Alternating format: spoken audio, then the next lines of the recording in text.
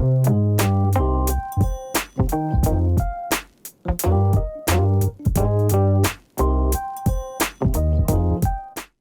Rebels, my name is Matthew Barton.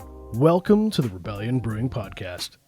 It's only been a few short years since cannabis was legalized, and now, as taboos and stigmas fade, academics have a whole new path of inquiry to pursue. The University of Regina's Professor Patrick Neary recently teamed up with the NFL to study the impact of cannabis on concussion injuries. This work could offer new therapies and treatments never dreamed of before. So let's get into it.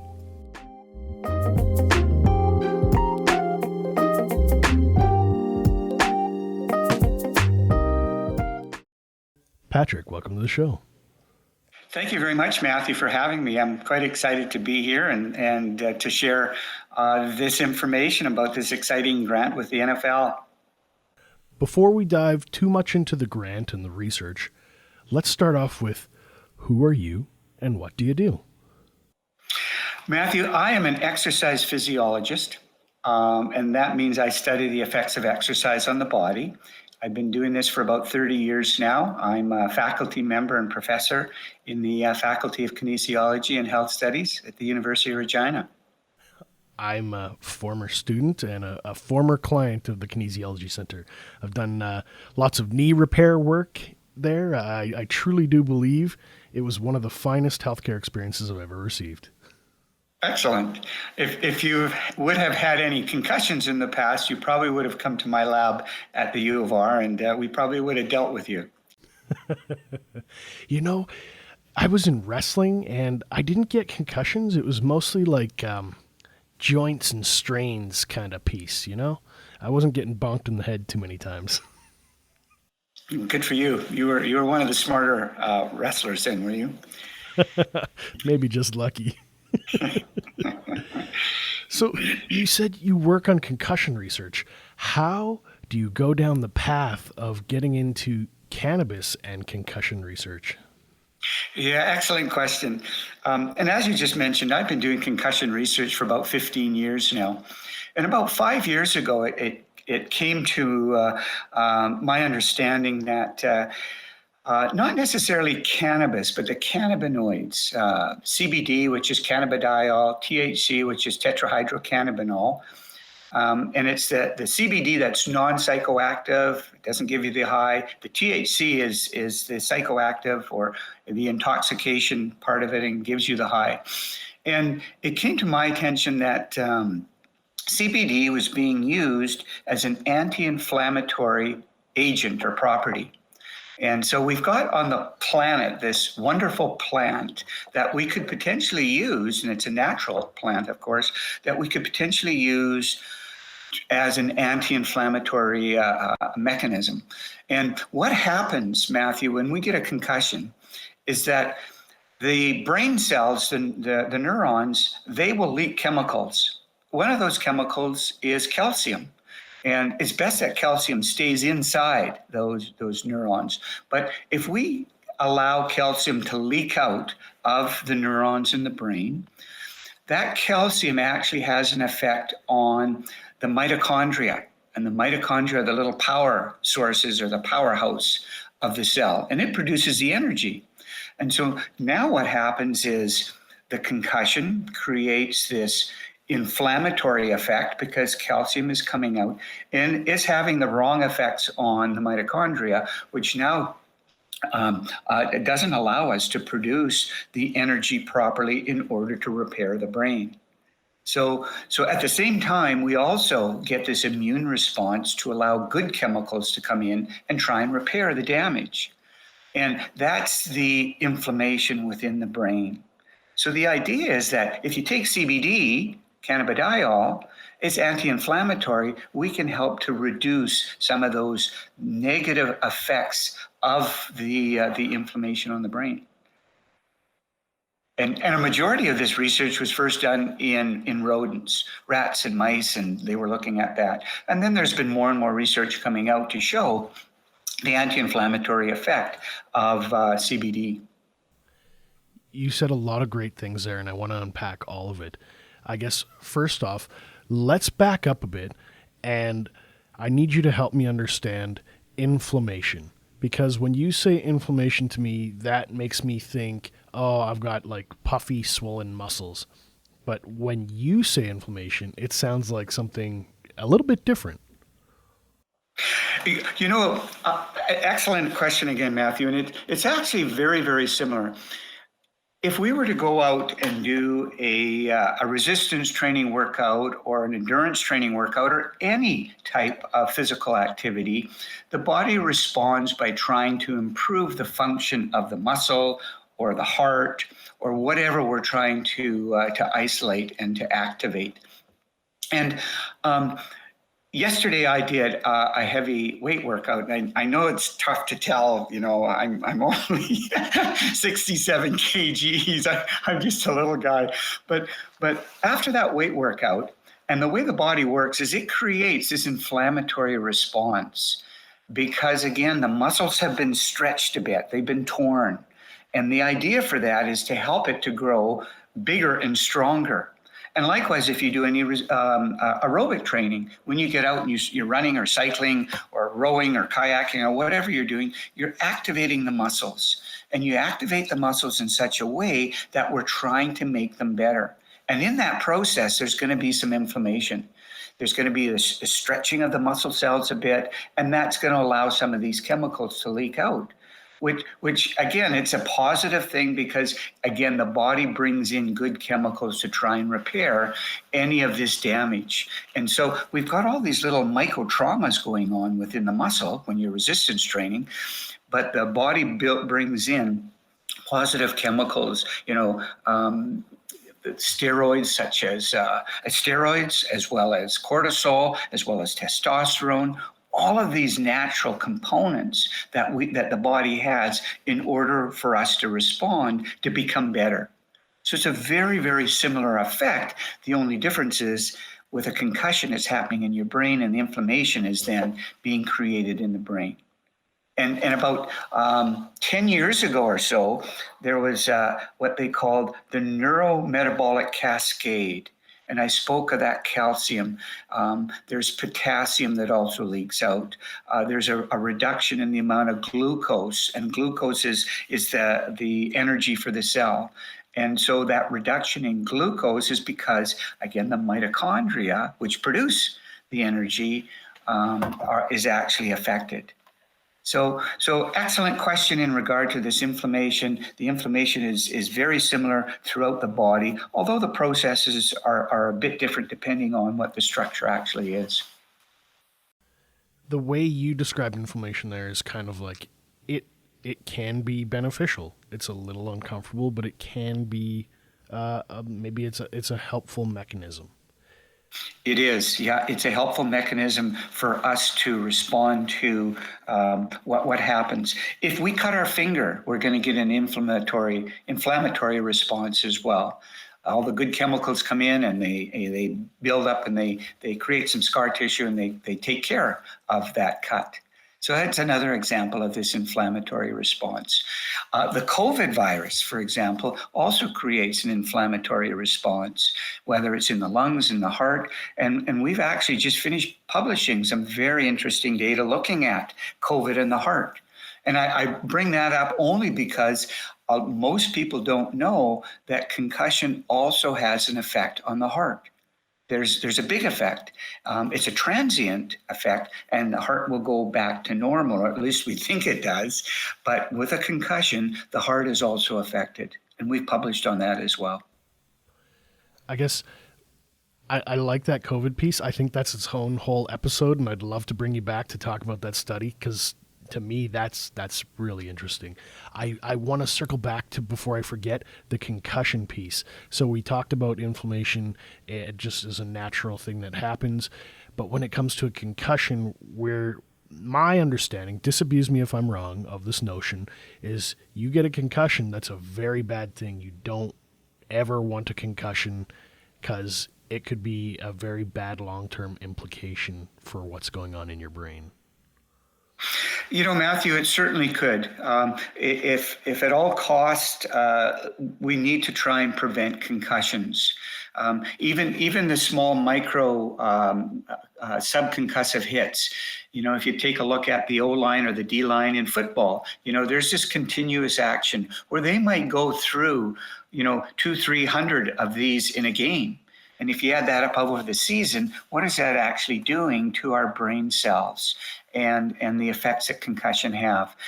You may also end up with just one concussion, and it may end your normal life because you may have disrupted brain cells so bad that it will put you out for a long period of time.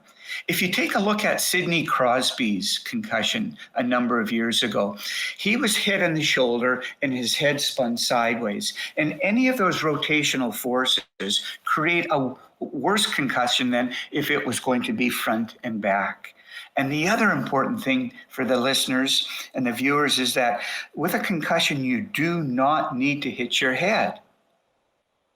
A whiplash will create a concussion because a concussion is really defined as the movement of the brain inside the skull. And when the brain is moving inside the skull, it's bouncing around inside the skull and it's creating the damage. So at all costs, if we can, we need to try and prevent concussions. And what we're trying to do in this NFL project is, can we actually use this natural plant with CBD and THC to mitigate those changes because of the wonderful medical properties that we have in CBD and THC. And so our whole hypothesis is that we believe we can do that. Now we just have to look at that using the CBD and the THC and small amounts of the THC to see whether we can actually do that. Are you reading my mind? Are you in my notes? Did you know that was my next question? I didn't know I didn't. I think your questioning has just led to that explanation, and you're doing an excellent job here to pull out the information that our listeners are wanting to get and understand. And I'd then be happy to talk about the 3 studies that we're planning. So that's probably your next question, is how are you going to do this? And what we're going to do is in this project, this NFL project, and I must say that I'm very, very happy to receive $537,000. It's been very, very humbling, and I feel very fortunate to be in the chair that I'm in. And I also need to also say a thank you to My Next Health. My Next Health is a company out of the United States and Canada. It's a conglomerate, and they're a genetics company, and they've come to the table with another $400,000 US towards the purchase of the CBD that we're going to be buying. So anyway, I must thank both the NFL and My Next Health for helping me move this, I think, vital research along, because it's going to have a trickle-down effect. It's going to allow, and although professional sport and big business is paying for this, it's going to have a trickle-down effect to that kid on the playground that falls off the monkey bars or falls off the swing, his or her bike, right? So that's the big benefit of all of this, in my opinion. So the first study, Matthew, is what we're going to do is we're going to take a group of ice hockey players, football players, soccer players, rugby players that are going through heavy bouts of resistance training. And we talked about the inflammation a little bit earlier. And when we're doing resistance training, we have this inflammation. So we're going to do what's called a dose escalation study. We're going to slowly dose them up with more and more and more and more CBD to see, is there an optimal formulation? And then we're going to take blood samples before and after all of this. And it'll be approximately 2 to 3 months long. And every 15 days, we're going to add some more CBD to your plate. And then we'll test you before and after and add some more CBD. And those blood samples are then going to be taken by my colleagues at the University of Saskatchewan and Saskatoon, Dr. Jane Elkhorn and Dr. Robert LaPrairie. And they're going to analyze those for how the CBD is reacting within the body. something called pharmacokinetics. What's the kinetics of this CBD? How the bioavailability, in other words, how much is actually taken in and used in a positive way? So we're going to look at that, and that'll give us a really good idea of what we think is this optimal formulation of CBD. Then after that first study, and we're going to try and get, again, as I said, members of the Thunder and the Rams and the Huskies and the Hilltops and the Thunderbirds and the Suns out of Kelowna, because this is a multi-center project with the University of Regina at the hub, University of Saskatchewan, University of British Columbia in the Okanagan and Kelowna, and also UBC in Vancouver, which is aligned with the Children's Hospital, BC Children's Hospital in Vancouver, because we're going to do some fMRI research to look at the brain. And this is going to be a really exciting aspect of it all, as well as, what the heck's going on in the brain? What are the images going on in the brain when we're adding CBD to it? And so my good friend and colleague, Dr. Bruce Bjornson, who's a pediatric neurologist, will be doing the imaging stuff in our second and third studies. So that's the first study, and cut me off if I'm too excited here, or I'm just wanting to continue to talk. You've inspired a question in me. How the hell did you convince the NFL to give you that much money to conduct this study? Great question. Well, the NFL put out, and again, I have to thank also Elizabeth Thompson. She's my PhD student with Dr. Jane Alcorn and myself at the U of S. And Elizabeth put this before me. She said, hey, can you believe this? The NFL are giving out money to look at pain management and concussion. Can we use cannabinoids, medical cannabis, to control pain? And Matthew, I don't think it's a secret that these sports, contact sports, the athletes begin to rely on opioids. And it's sad that the sport that they love, are creating these issues and problems later on in life. And often some of them will actually take their lives because they cannot stand the pain any longer, whether it's concussive or whether it's the orthopedic injuries, etc. Anyway, so Elizabeth said, hey, look at this. The NFL's given out some money. They're giving out $1 million US. Why don't we apply? And I thought, well, that's a great idea. I read through the information, and they focused on, again, pain management. And of course, with my background being concussion, I thought, and it's not pain management, I thought, well, how can I weasel into this? How can I weasel in the proposal to actually include the CBD, because I knew its anti-inflammatory properties and concussion. So that's the way I proposed it to the NFL, is that let's do a dual study here.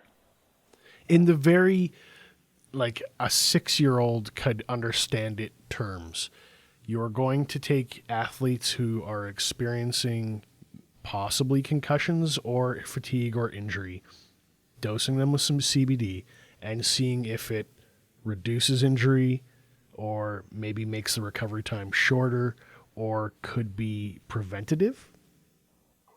Exactly. Yeah, that's a great way to summarize it. So I hope I answered your question about how the NFL came into play here and how they gave me all this money. So then the NFL put a deadline on it. We submitted our proposal, and I've got 14 other members to this team. And I thought one way, because the brain doesn't work in isolation. And if you drink coffee, that's going to have effect on your brain. It's going to have an effect on your heart. And, cheers to our listeners and our viewers. It's going to have an effect on your kidneys. It's going to have some effect on your liver. Well, everything that we take into our body can potentially have an effect totally on the global body. And CBD does that. So I said, we can, and concussion has an effect on that as well. There's research out, and again, as I said, we've published research to show the heart's affected. There's more research coming to show the interaction with the gut, and fascinating research coming out. So I thought, well, how can we actually, and I knew that the NFL was going to shortlist to 10 proposals. And I said, well, I want to be one of those 10 proposals. So put together a team of exercise physiologists, clinical psychologists, pharmacologists and pharmacokineticists, graduate students, pain management people, sports psychologists, pediatric neurologists, a cardiologist. Dr. Payam Degani here in Regina is a cardiologist, is a part of this team. So I think that we put together this awesome team. And how could you turn us down if we want to look at the whole body? And so with all of those individuals, we're going to tackle this project from a global anatomical perspective. So we submitted the proposal. We were shortlisted to 10. I had to do a presentation to try and convince them that you need to fund our research. And then it came back because I inquired. They said they were going to fund between 3 and 5 proposals. So I thought, that's only maybe $200,000 a piece. It's not a lot of money. And although it sounds like a lot of money, $200,000 in medical research is not very much. And even the $537,000 that we've got isn't a lot. And thank goodness that, My Next Health had come to the table with that in-kind donation. So we were shortlisted, as I said, and then they said that they're only going to fund 2 projects, and our project and one project from the University of Southern California in San Diego is the other one. The one thing that kind of you sparked in my brain was this analogy for F1 car racing, where you have these elite drivers and they have all these instruments to measure the cars and the drivers and the effects on their body, but also the technology is top of the line. So we think, well, maybe they're just driving through race courses and they're just goofing off with their cars. But what's really been huge for the consumer market is they have better collision impact, better airbags, better safety protocols for vehicle construction. So over the last 50, 60 years of racing, we've seen a huge boon, a huge benefit to people who want to drive their vehicle just for regular everyday use. And really what I heard from you was you're going to do that same thing, but with athletes, for kids and people like me with knee problems and maybe elderly folks who just want to better manage their pain. Is that accurate? Yeah. Actually, that's a wonderful segue into, you can't do this research alone. And as I mentioned, that I've got a whole number of academics and graduate students who are also part of this. And I think that's going to be part of the success. And I think part of the reason why the NFL decided that they would fund our project is because we've got this collective team of experts, and arguably some of the best people in the world in their particular area are on this proposal. And I'm very excited about that and excited to work with them. I also have to thank Dr. Lester Grinspoon. And actually there's a pot plant named after Dr. Grinspoon. He was and I had the great fortune of meeting him back in 2018 in Boston when I went to a conference, and Dr. Grinspoon sent an open letter to Roger Goodell, the commissioner of the NFL, and said it's criminal, and this was in 2016, it's criminal that you're not allowing your football players to smoke pot because it is neuroprotective. So I picked that up and I thought, wow, isn't that interesting? Back in 2016, Dr. Grinspoon, and he was a Harvard, University of Harvard psychiatrist, and he's written 2 books, or had written 2 books, and I take my hat off to him, and he is now just passed on a couple of years ago, and it was actually my son Seamus who said, why don't you give this guy a call? So I was sitting on my deck and I thought, I'm thinking about concussion because I'm confronted with it every day. I've got these, young kids coming through my lab, and it's sad to see a 12-year-old come into the lab. We do a bunch of tests on them, and we can speak about the tests later, and then they leave in worse condition than they come in. And I feel so bad about that. But it's helping us to move this whole recovery forward for them and their concussion. So in a way I did. I fired off an email to Dr. Grinspoon, and he responded. And I went to bed. He responded first thing in the morning. There's this email from him thinking, he's got back to me. I thought, wow, one of the eminent professors in the world looking at this particular, and here's my phone number. Call me when you get this. So I got on the call with Lester, and at the end of it, I said, Lester, the only downside to all of this is you're the same age as my dad. I said, I think he was about, 88 or something at that time. And, my dad and him almost had identical birthdays a couple of days apart. And I said, Lester, I'm excited to do some of this research with you. But, here, I know this is one of the shortcomings of it all. Anyway, we laughed about that. And then, of course, that next summer, I met him in Boston. And so he's also been very instrumental in helping me, take the blinders off, because there's still a huge stigma out there, right? That, this marijuana or pot or, all of this stuff. And we've got to get away from that stigma. And Matthew, had we done this 6-7 years ago, I would have said, you're nuts. Me looking at cannabis research, cannabinoid research and concussion, you're nuts. Nothing there. And now, this 6 or 7 years later, I'm very excited about it because I think it'll be able to help. And the reason I talked about Lester is because we actually said, and what he wanted to see in his lifetime, and he said, I don't think I'll see it, but what he wanted to see in his lifetime is to say, okay, Sally and Johnny, take your CBD cannabinoids and go out and play.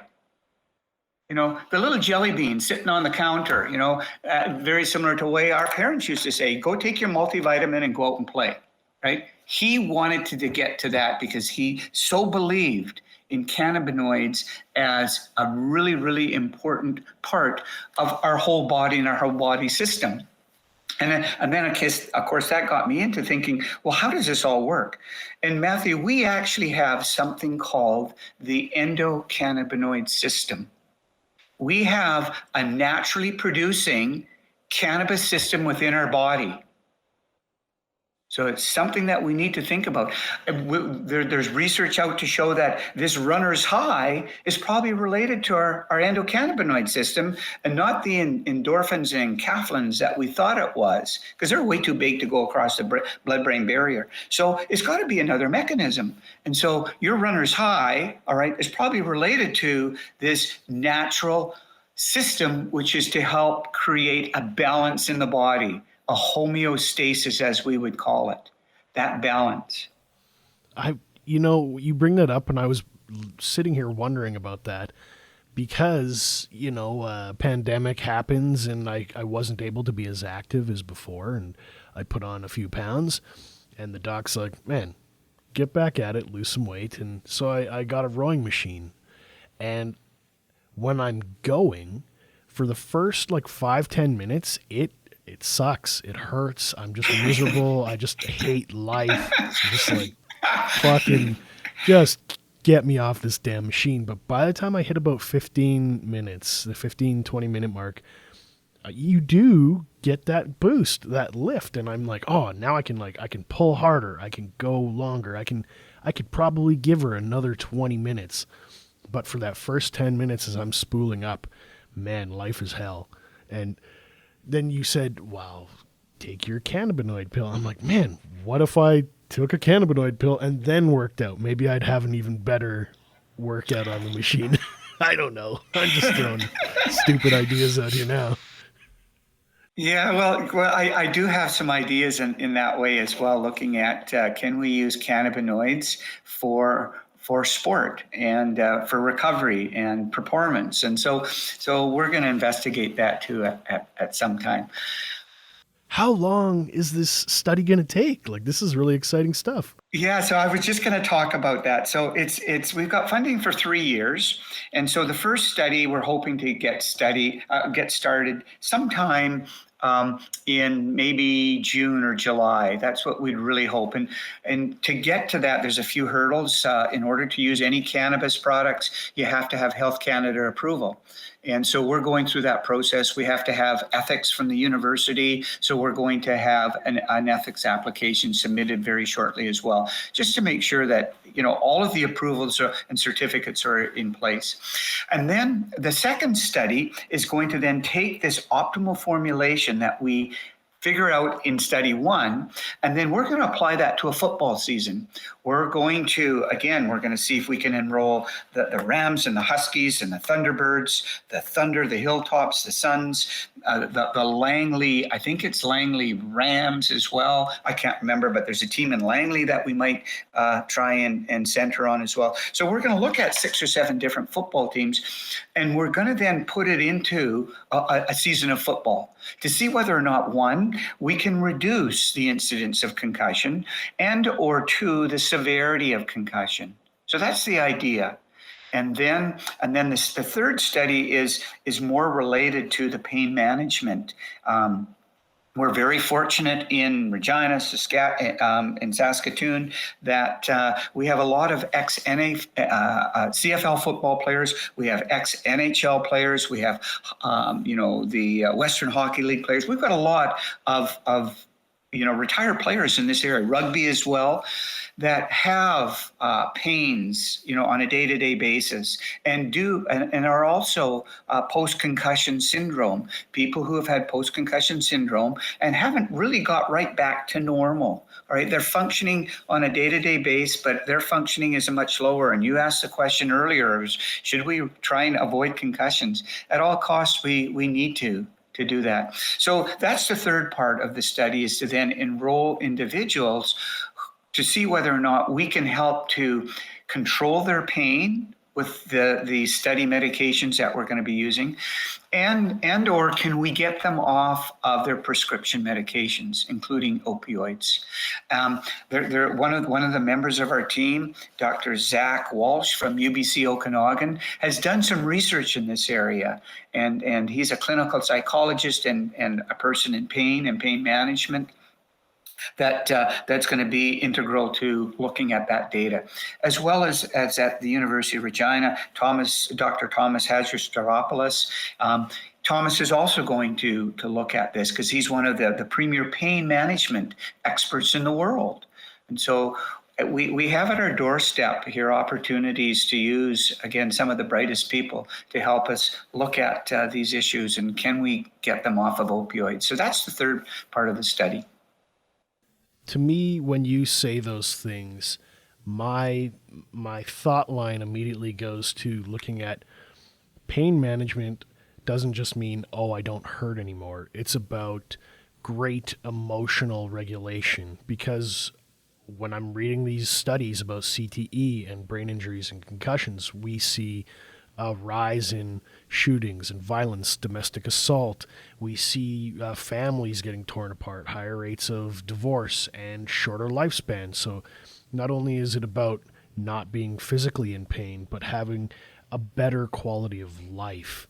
And you kind of, like I said, I think you're reading my notes, and in my brain before I even asked the question, I wanted to talk about, at the end of the day, this sounds like it's going to have all these holistic knockoff beneficial effects on those pieces. It's addressing the source of the problem, not the symptoms. If we can make someone not suffer so much in pain, they don't, maybe, for lack of a better phrase, snap and kill their family or themselves. Like, we can save lives. But I'm just speculating. Is that part of maybe the longer term 5-10 year plan? Yeah, I think it is, Matthew. And again, I really want to give back to society in some way. I've been very fortunate in my career, and certainly in our personal lives as well. Things often happen, and one of the things that you touched on, and maybe you're reading my mind, is that if you look at that medicine wheel, the indigenous medicine wheel, they look at the emotional regulation, they look at the physical, they look at the spiritual, and they look at the mental. And if one of those is out of balance, right, and isn't working properly, then the other ones are also out of balance. And so if we can help to regulate them physically, that's going to have a huge effect on their emotions, which is going to have a huge effect on their spiritual outlook, which is also going to have a bigger impact and effect on their mental outcome as well. So I've often thought about it that way as well, is hopefully we can create something here that can benefit us from a holistic perspective. And although I'm not going to advocate going out and smoking pot, today or tomorrow, all right, and if you do that, that's fine. I don't judge that in any way, shape, or form. I want to take those components within the marijuana plant, and I want to take those components and use them to the best of our abilities, and try and provide this to illustrate and show to humanity. There's also some really good research out in post-traumatic stress disorder and incidences that and we're doing, and I'm sure that some of your viewers and listeners will know that we're doing a big project right now with the RCMP looking at post-traumatic stress and incidents, and we're monitoring cardiac function to see whether or not we can help officers, cadets not go down that road. All right. And so there's more and more research coming out in the cannabis as well. And that could potentially be something in the future as well. I mean, if we're diverting people from opioid consumption into something that's non-addictive or perhaps less, creates less of a dependency, to me, that sounds like a huge win, because I've talked to Jason McCurdy from Prairie Harm Reduction about the kind of impacts and costs the opioid epidemic has cost us in both life and just medical resources trying to manage this crisis. I see all those little pieces, and you're blowing my mind here today. I came into this interview thinking one thing, and now I'm thinking like 10 other things. Good for you. Well, I think that's the importance of research and really opening up our mind to things. And again, as I said, my mind has been really opened up in this whole area. There's still a stigma and a taboo to it, and we need to break down those barriers. And I think the other reason why potentially we were maybe successful with the NFL is that in Canada we have the cannabis is legalized across the whole country. Whereas in the United States, it's not. It's by state. And I think there's about 35 states now that have legalization of their cannabis. So I think that was another important thing as well. It's easy for us to do research in Canada and a little bit more difficult in the United States. So I think that was part of it as well. And then you also mentioned about the costs involved. The cost of concussion in Canada alone is somewhere upwards to $5 billion, directly and indirectly. Because, for example, if your son or daughter or your partner ends up with a concussion, you may have to take some time off work in order to deal with that. Take that individual to Wascana Rehab or the Dr. Paul Schwann Center to try and look at rehabilitation. So there's direct and indirect costs. In the United States alone, it's upwards to $80 billion. And it's a heck of a lot of money to that actually is affecting, the society in many different ways. So if we can help to reduce some of those, healthcare costs, well, let's do it. If someone's been listening to this episode and they're like, man, I really want to read more about Professor Neary's work, where should they go?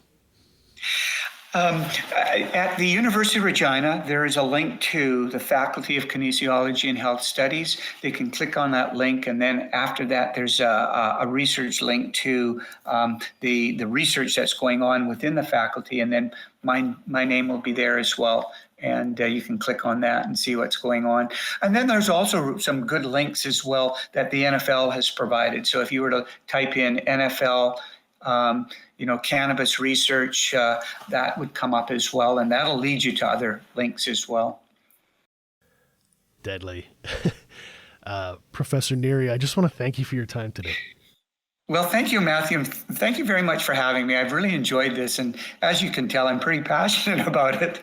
And I could talk for the next, half an hour, quite easily. But I'm also very open. And if people would like to send me an email to ask me questions, that's part of my responsibility at the university, is to help and serve in any way we can.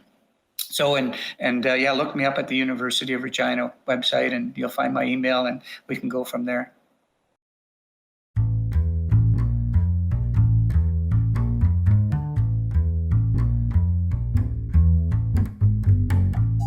Rebels, thanks for listening today. If you have any questions or comments about this episode, be sure to join us on our brand new Facebook group page, the Rebellion Brewing Podcast. I'm going to include all those links Professor Neary just mentioned in the show notes. Be sure to check them out. I'm also proud to let you know that we're members of the Saskatchewan Podcast Network. It's a one-stop shop for tons of locally produced pods from across our province, and you can find them at saskpodcastnetwork.com. Be sure to follow us on Facebook, Instagram, and Untappd so you don't miss out on the latest in Sask craft beer news. Thank you for joining the Rebellion.